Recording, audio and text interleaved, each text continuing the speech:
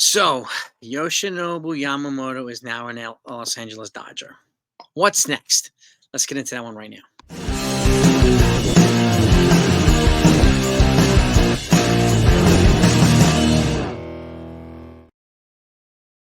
So, the saga's over now, and he signed. And Jeff Passan broke it last night. Jack Curry broke it last night, and he agreed with the Los Angeles Dodgers after a long courtship. 12 years, $325 million total money. There's $1 million more than Garrett Cole made, but a lower AAV. And he also has an opt-out after the 5th year, opt-out after the 8th year. So they communicated to the teams early yesterday evening that wanted at least $300 million. And the Dodgers got there, the Mets got there, and the Yankees got there. They were all at $300 million. Then the Dodgers went up to 325. The Mets decided to match. Okay. And Yankees felt there was a generous enough offer because the difference between theirs and the Mets and Dodgers, they both offer 12 years, 27.5. Well, actually, 27, a little over 27 million average annual value for 325 million. The Yankees offered 10 years, 300 million for a higher AAV of 30 million per. So he would have made more money per year with the Yankees, but the total outlay was a little bit more significant. But that tells you, having choose between the Mets and the Dodgers, that he preferred to go out west, whether it be was to play with Shohei Ohtani, be closer to home or whatnot. My curiosity is, what if it was the Yankees that offer 325? Would he have still chosen the Dodgers? We don't know, but I'm not going to waste my time thinking about it here. I'm already moving on, which is what I hope what the Yankees do now too. So, and they're going to make a lot more moves now because they have a glaring need now to address it, and they've shown a willingness to spend money. They're going to pivot accordingly, right? So make sure, no matter what you do, sub to this channel so you don't miss any of the moves that they make. I'll get you fed in on all of them, and you'll be one of the first people to get them. And that's my word to you. I thank you so much for doing that. Now, what are the options? Okay, we've talked about bullpens, we talked about this other stuff, but there are some pitchers, Corbin Burns being one of them. Now, he's got 1 year left on his deal before he becomes a free agent. He's a former Cy Young winner. He's still a frontline ace, and he's not going to be signing an extension with the Brewers, but he's also suggested that no matter who acquires him in a trade, unless they're blown away with an offer, he's likely not gonna sign an extension if that's not the case, and he'll test free agency. So that's one of them.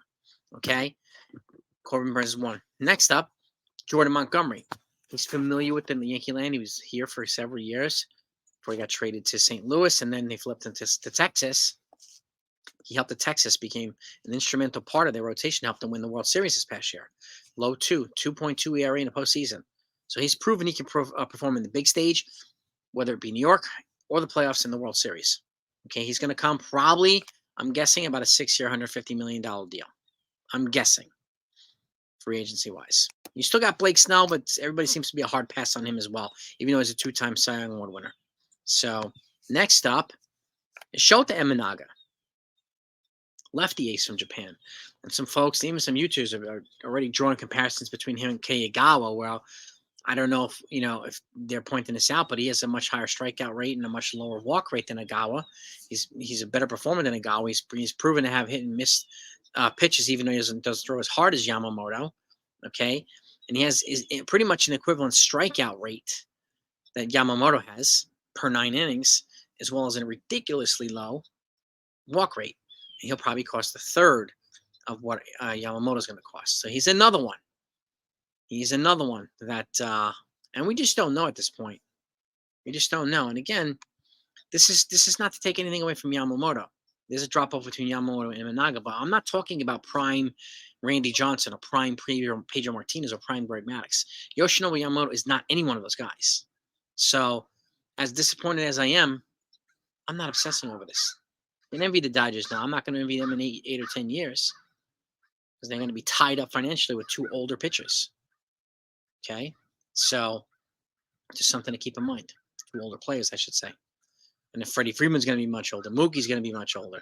So enjoy these next couple of years. But if you don't win a World Series, you don't win a World Series. Nothing guarantees a World Series. So, and lastly, if they want to explore the trade market, I mean, there's a couple options, right? We talked about Imanaga. Okay, but that's free agent market. But you've got Corbin Burns, who's a trade piece. You've got Shane Bieber from the Cleveland Guardians, who's got 1 year left. And you've got Dylan Cease with the White Sox, who's got 2 years left. Now, of all those 3 pitchers, I have a feeling that the Yankees, will be expected or asked to forfeit either Clayton Beeter, Chase Hampton, or Will Warren for any one of these pitchers. Bieber has a connection. He has ties to Matt Blake. He was at his best when he was under Matt Blake's tutelage. So it makes sense to try to get a Shane Bieber if you can. And I would still try to get a Montgomery and a Yamamoto. Or an Imanaga on top of that. So I'd rather get 2 for less than the price of 1. Okay. But the representative to me, in my opinion, the most valuable and probably the most sensible trade, not including the Guardians or the White Sox, it'll be the Marlins. This is Jesus Luzardo, okay? And they also have Edward Cabrera and Braxton Garrett. All 3 were put on the trading block. And the Marlins need arms. Okay, excuse me, they have arms. They need bats. So we have a lot of bats. We have an excess of bats. So if we don't have to give up Warren or Beeter or Hampton, and we can get one of these guys and potentially a reliever too, I would give up several bats for them. I would. They've already replenished a lot of bats in trades too. They've added several bats addressing the biggest weakness that we all knew they had this offseason. They brought in Juan Soto. They brought in Trent Grisham. They brought in Alex Verdugo. I think are going to be huge to this team. Okay. They traded with the Dodgers last week, traded Trey Sweeney. They got in a left-handed reliever with 3 years of control. They got an infielder with 6 years of control. So a versatile infield. They also just claimed Jader Downs off waiver. So they're adding prospects, and none of them are on the 40-man right now. Okay. Well, actually, they're on the 40-man now. And we also have Scott Efros and we have Luis Hill coming back as well. But the Marlins represent probably the most sensible trade partner for the Yankees because they wouldn't have to give up any of these arms to get one of the arms that they have. So, and that to me makes a lot of sense. I would still look into Corbin Burns. I would still look into Dylan Cease. I would still look into Shane Bieber, no doubt about it. But I would be having dialogue on a regular basis with the Marlins. And they've talked quite a few in the last couple of years about a Gleyber Torres trade and whatnot. And they may not even have to trade Torres. They may, they're looking for a catcher. We have catching depth. We have 5 on the 40-man. 5 catchers on the 40-man. We can give one of them. Okay. You can give up an Everson Pereira and Oswald Peraza and all these infielders that they brought in. Okay, in these off waivers and in trades, make it easier if they want to move on from Peraza or if they want to move on from Oswaldo Cabrera or something like that, or both. They have the coverage to make up for that, where they didn't before. They do now. So they might be in a better position to trade right now. But the fact is, to me, they saved $300 million. I think that trade's going to be ugly. A 12-year commitment. And congratulations to him. Congratulations to the Dodgers. Wish him all the best. But, I wouldn't want to be saddled with a 12-year deal. If I'm going to give a contract longer than 10 years for high dollars, it's going to be for Juan Soto, who plays every day, not every week.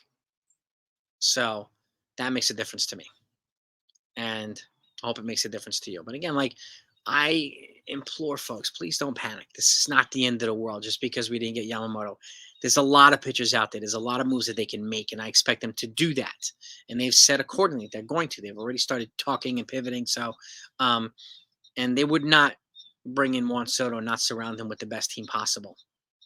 Okay, and they would not do that to Garrett Cole. They would not supply him with a more formidable rotation. Yes, like I said, it's disappointing to lose out on him, but moving on. Get the step in. Good luck to you. Deuces, Yamamoto. It's nice knowing you. Enjoy your number 18 jersey that you're never going to wear for the Yankees. It is what it is. So I'm not losing any sleep over this, and I hope you don't either. So what's the next move, gang, is the question. I'm going to go live tomorrow. I'm going to have Pinstripe Chronicles on, and I might have a couple other folks on as well. And I want to know what they think, and I want to know what y'all think as well. So please join us tomorrow night. It'll be 9:30 a.m. Eastern time, p.m. And looking forward to talking about all this stuff. And again, there's a lot of fans that are really upset, and I get it. A lot of fans that are panicking, I get it. And I don't know why, if it's because we've been fed this ridiculous diet of Yamamoto or it's a disaster stuff, which isn't true. I mean, Yamamoto is a shark. Okay, this is Ryan from Jaws. He's not the shark. The shark was Juan Soto. We got the shark. Okay. We got the Carcarad and Carcarius, which is a great white. Juan Soto is a great white. Yamamoto, tiger shark, in my opinion. Good pitcher, no doubt about it. No doubt about it. But 300 million, 325 million for someone who hasn't thrown a pitch in the majors. Good luck on that. I wish you well. I hope he stays healthy, and I wish you luck. And I hope we face you guys in the World Series. I really do. So, what's the pivot move? I gave you some options. Let me know if you're thinking of other options as well. You got 3 from the Marlins, and they have Andrew Nardi, they have AJ Puck. You have relievers that I would try to add to a starter. And just like the Guardians, Emmanuel Clase, they can try to add with Shane Bieber, was going to make the price extremely high.